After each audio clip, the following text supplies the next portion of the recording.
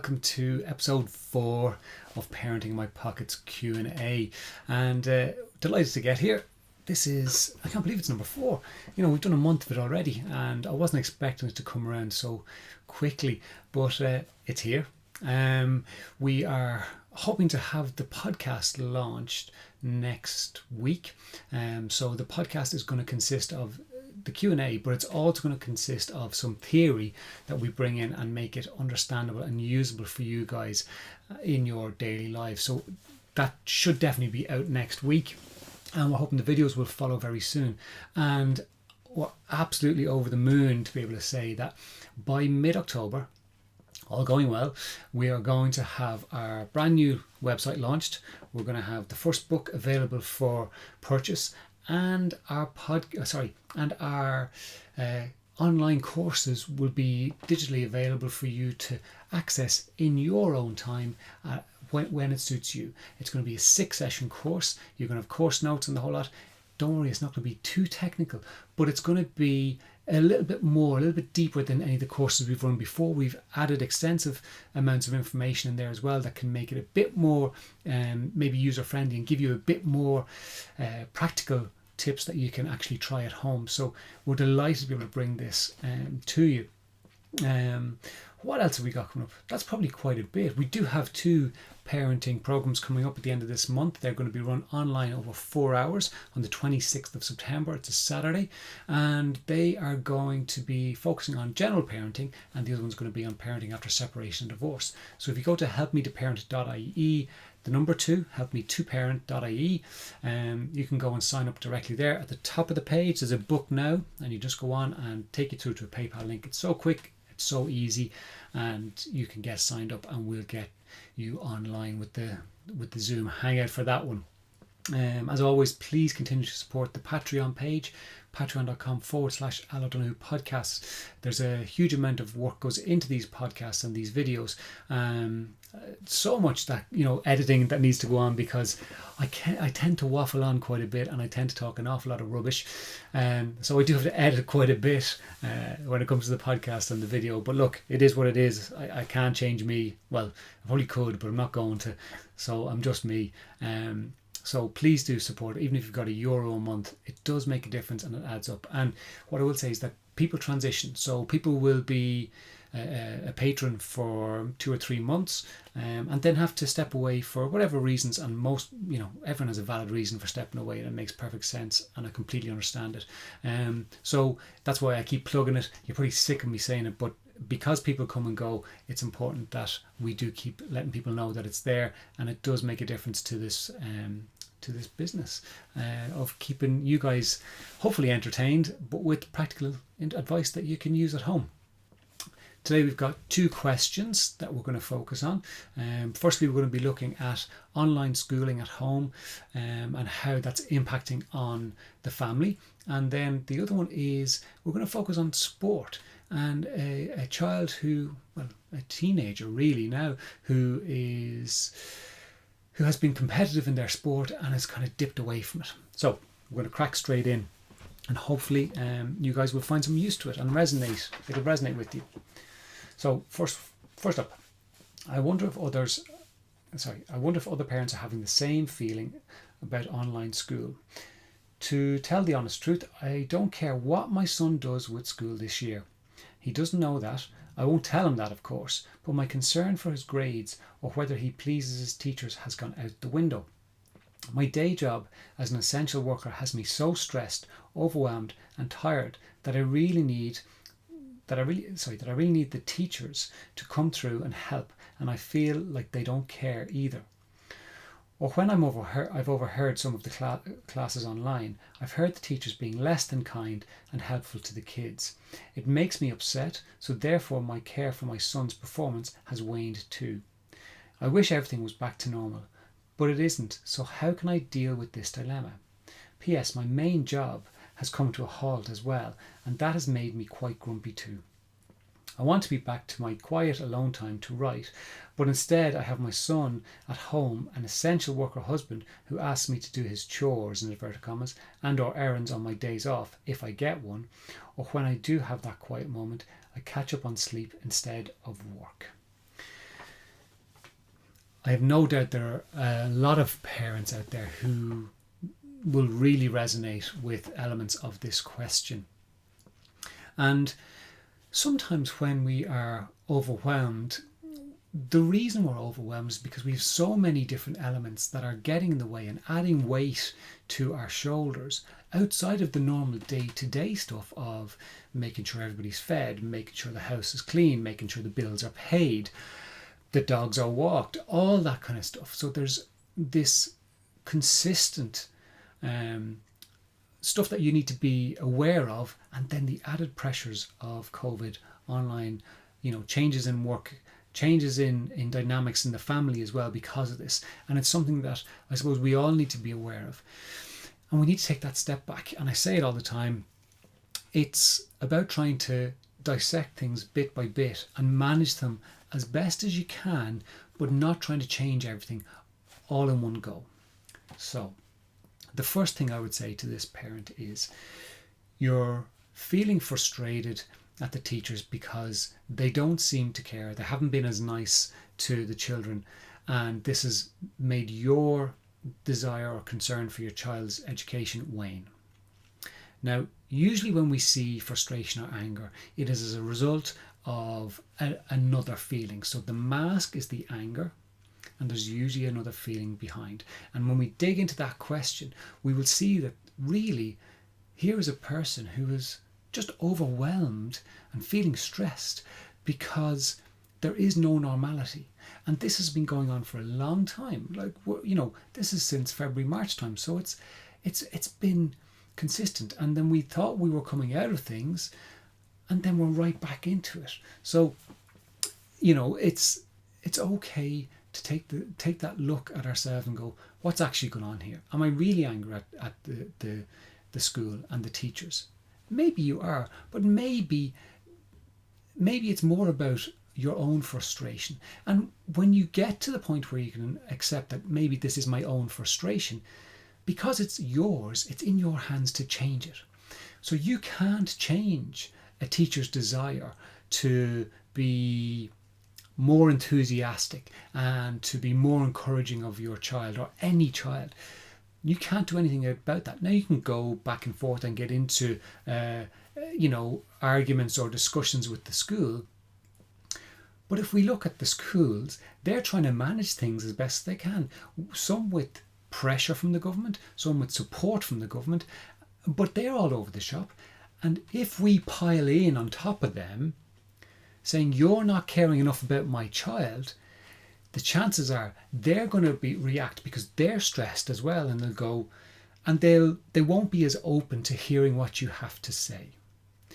So ultimately, them changing their attitude or the way that they're supporting your child is out of your hands to a large extent, because you may go in and you complain and you write to the board of management. It could all just fall on deaf ears, and that's only going to increase your anger, when ultimately it's about the stress levels. So if you can park the fact that the teachers are apparently, from what you've seen, not as interested or not being as supportive of the children, and go, there's nothing I can do about that right now. What I need to focus on is actually getting myself in a place where I'm okay and managing my own stress levels, so that I can then look to support my son, then look to support my husband as best as I can. So what do I need to do to manage this stress? Now, what you may need to do is sit down and write down all the things that are frustrating the hell out of you. And then look at what's in my control and what's out of my control. And then what you can do is you can prioritize the things in terms of which one needs to be dealt with first. And then you look at, well, what are the steps I need to do to actually make this happen? Now, that might not work for you. And if it doesn't, and if you're finding that you're extremely overwhelmed, then maybe you need to go and speak to somebody who is a professional, who can give you a different perspective, who will allow you to offload all that frustration, but help to keep you in some sort of structure where you can be proactive in change. I can do it. There are plenty of people around the world who can do it. If you want to work with me, give me a shout and I'll see where I can fit you in. And this is not me, looking for work. But again, Go and talk to somebody locally if you're not from this area. Go and speak to professionals if you feel that that will be of benefit to you. And access it, because until you're okay within yourself, your ability to manage the household and manage home and everything else that you have to deal with becomes a lot more difficult. So reach out, look for that help. If you can't work it out for yourself, you may be able to work it out. So maybe prioritizing everything, looking at the steps, and then putting that into practice will be more than enough for you. So once we start to recognize that there are some things outside of our control and things that are inside of our control, the things that are outside of our control, if we can't influence them, can we set them aside and then focus on those that are inside our control? So that's that part. Work on getting yourself okay. Look at then, do I need to speak to the school or inform the school or question the school? Because if you do, look at how you can do that in the most productive way. And if we go right back to one of the things I've spoken about an awful lot is the drama triangle. If we approach people with a wagging finger, we are going to get probably a wagging finger back, or someone will nod and then just carry on as they were. Whereas if we look at, maybe approach the school from the perspective of my child's interest, or they're finding it difficult to engage with the online learning. Is there anything we all can do to actually make this easier for them so that they're more attentive and not getting distracted and maybe disrupting that class? Now, it's not you pandering to the school, but what you're doing is you're approaching them in a perspective of what can we all do. It's not about just you have to fix it or I have to fix it, but what can we do collectively? And you're showing them that you're understanding that they have a lot on their plates as well, but you're trying to come up with a solution so that your child isn't one of the problems for them. Again, you may not get the response you want, but they might be actually quite open to that and be accepting of it and go, great, if we could do this, this and this. So that's that piece with the school. And then there's the piece with your husband. So just because you're not working in inverted commas like you were before, your time is just as essential as his and his work. Now, there needs to be obviously flexibility and balance because he is an essential worker. So, he may be on call quite a bit or he may be called out quite a lot. So you have to maybe step into a role that you weren't, used to doing. And maybe that's one of those things that you have to try and balance. But it's okay for you to say, look, just because I'm here doesn't mean I'm sitting on my ass doing nothing. I'm actually doing lots and lots and lots. And there needs to be an understanding that my work here is as important as your work out there. So your work out there might bring in money, but my work in here keeps this ship going. And without my work and without your work, we would be worse off. So let's have an appreciation that we're both working as hard as each other and try and understand that, okay, I will try and support you as best I can, but maybe it's okay if I don't. So I may say to you, when you ask me to do something for you, I might say, look, I'm not able to do that. You're going to have to fit that in. And that's your responsibility. Okay? And then there's the piece with your child. Okay? So is he really struggling? If he is, do you need to sit with him while he's in class? And this is something that came up with a parent that I worked with recently, who was worried about the online learning. And they were kind of saying, my child just seems to look away and not be paying attention to the screen or on the chat with their friends. And we discussed how if your child was in school, your child could be sitting looking at the window for the whole class and you'd never know about it. It's just that you can see it. Maybe your child will be sitting at the back of the class chatting to his friends and maybe the teacher just goes, stop doing that, and it's dealt with. So again, you're not hearing about it, so it's not something you have to worry about. Now, you may need to put a boundary in place, and that might be that, okay, if you can't be trusted to do the work on your own, Mom's going to sit beside you during class, and I'll wave to all your friends as well as we're all chatting. There's a good chance your son's not going to want that. There's a good chance that he's going to actually want something very different. So that might be enough of a deterrent to him to make him go, it's okay, Mom, I promise I will study. I'll promise I'll pay attention, and he'll go and do it. So give that a try and see how you get on. First things first though, take care of yourself. Look at what you need to do in relation to the school, look at what you need to do in relation to your husband, and then look at your child.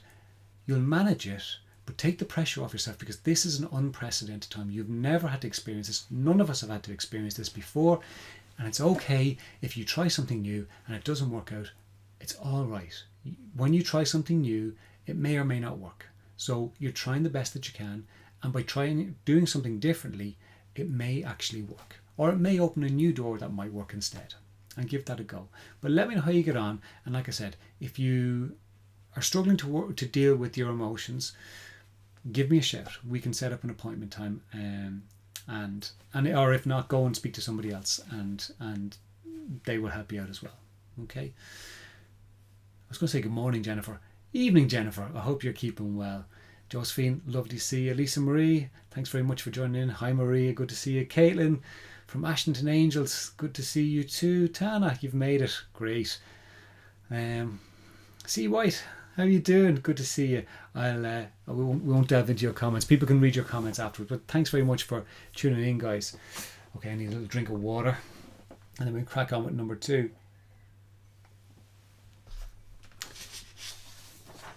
So, my 13-year-old daughter has been a competitive runner since she was 6 years old. She has been up and down with it and had many wins and many non-wins. We've always tried to support her with managing all aspects of her life, but she just loves the running. Over the past year, she has taken a significant growth spurt, which has coincided with knee trouble. This has taken her out of competitive running, and it is having a detrimental impact on her mental health. She has said that running was the only thing she is good at, and now she wants to give it up as she feels she is failing at it. Have you any tips on how to encourage her to keep going without having to battle with her to get back to training? This is something that has come up in the past, and it's not unusual for young people around 13, 14 years of age to start to experience those injuries that are not as easy to shake off.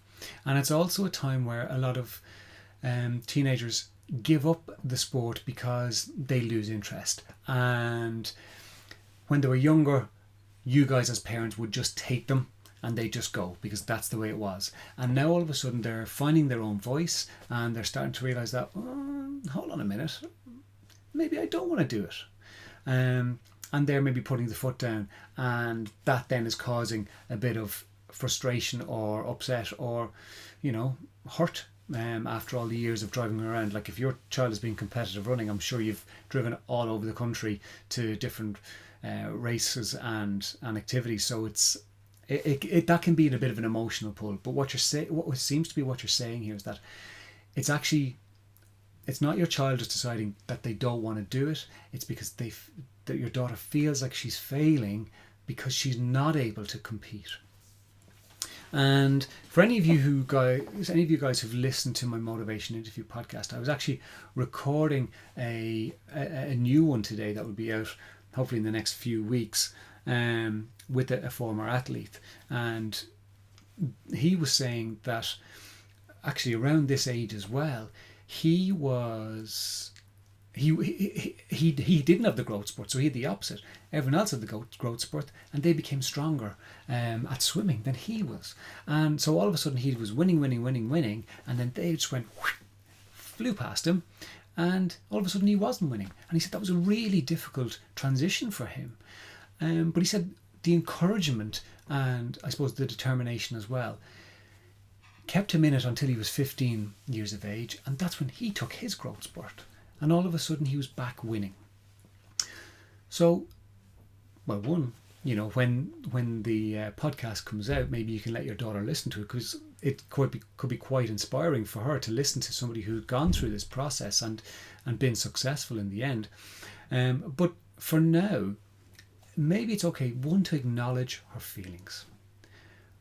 I completely get that you are fed up and upset and frustrated and probably a bit angry with the fact that these injuries have prevented you from doing what you love. and reiterate the love, because your daughter does love the sport. You've said that. And some people fall out of love with things, but it sounds like it's just frustration. So it's easier for me to just give it all up than have to deal with the frustration and sadness and upset that I'm not doing what I love. So acknowledge her feelings first. I completely understand. And I completely understand that you want to give it up, sweetheart. I completely understand that. You know, I might be the exact same if I was in your situation. But let's just see how things go. Let's pair them right back and look at, okay, you don't have to worry about racing. You don't have to worry about being at the Olympics. You don't have to worry about winning marathons. You don't have to worry about any of that stuff. Let's just look at getting you fit and healthy so that you can do whatever, whether you run or do nothing. Let's just shelve talking about giving up the running, and let's just look at getting you healthy. Because if your child is dealing with growing injuries, or injuries related to growth, they might need some physio, and that can be painful, that can be frustrating, that can be, oh man, this is just doing my head in.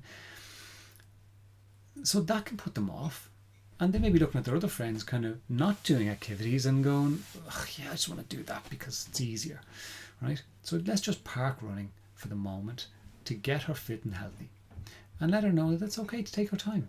However how long it takes, that's okay. And then just monitor her mind, because we all experience days where we feel low, we feel down. Absolutely, there are times I feel like, I don't want to have to go to work today. I don't have to deal with the things I have to deal with. And you experience it, you acknowledge it, and then you go, right, I have to. That's my job. And I get back into it. And then usually within the first half an hour, I'm like, I actually love my job, so this is why I'm doing it. And I suspect the same will be for your daughter. So take the pressure off her. Tell her, look, we don't need to talk about giving anything up or doing anything at the moment. Let's just get you fit and healthy. And do things that she enjoys. And then as she starts to get stronger, maybe you can go and, well, look, let's just go and help out at this race that's coming up, if there are races coming up at the moment. Or let's go, have a chat with your coach, and maybe you can have a conversation with the coach outside of this and say, look, the enthusiasm levels are waning a bit. Any chance you can make a little phone call in just to check in how things are going, and just reiterate how much you can't wait to get her back running. I've no doubt if your daughter's a competitive runner, your coach is missing her. The coach is missing her, so I'm sure the coach would be more than happy to do that. And that might be the little spark that kind of just gets your daughter going, oh yeah, I do love that. I do really enjoy it. And that could be all she needs. Children change their minds, and us as parents sometimes take that as a be all and end all. But children are just as entitled to change their mind as we are. And there are times where we will give up on things and then come back to them because we kind of go, actually, I really enjoyed it. And I suspect your daughter will feel the same once she gets back. And that's all you can do for now. Get her fit, get the encouragement coming from outside. You talk about, taking the pressure off, and then supporting her once she gets back into it, and see how it goes. All right, guys, that's us for this week. Hope you all have a wonderful week. Take care of yourselves. Take the pressure off yourselves and your families. And we will chat to you next week. See you.